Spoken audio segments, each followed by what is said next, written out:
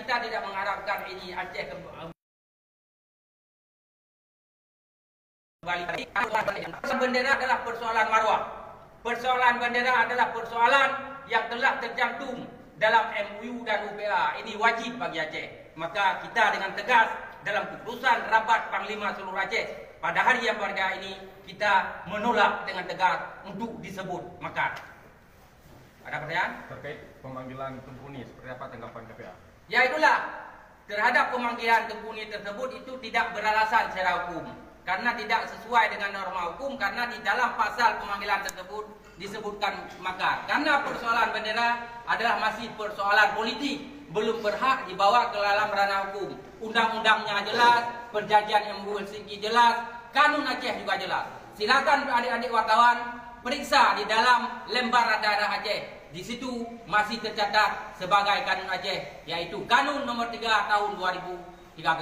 Kalau mau tangkap DPR. Kalau mau tangkap gubernur, karena itu masih sah secara hukum sebagai kanun Aceh.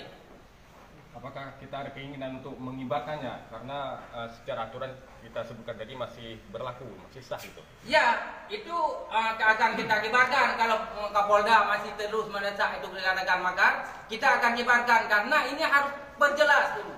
Karena persoalan bendera ini persoalan masalah yang sah secara hukum. Jadi kalau dikait-kaitkan dengan persoalan yang menyangkut dengan ranah hukum dikatakan makar, ini kita sangat-sangat tidak terima. Lalu apa langkah selanjutnya yang akan dilakukan oleh PA sendiri? Nanti kita akan menunggu instruksi daripada perintah daripada Komando Besar Panglima yaitu Muallim. Karena pada hari ini kita seluruh jajaran KPA kombatan masih sangat kompak. Hari ini hadir semua panglima-panglima wilayah dari seluruh Aceh membuktikan bahwa kombatan masih sangat solid, kombatan masih sangat kompak, dan kita siap dengan apapun yang diperintahkan oleh Muallim.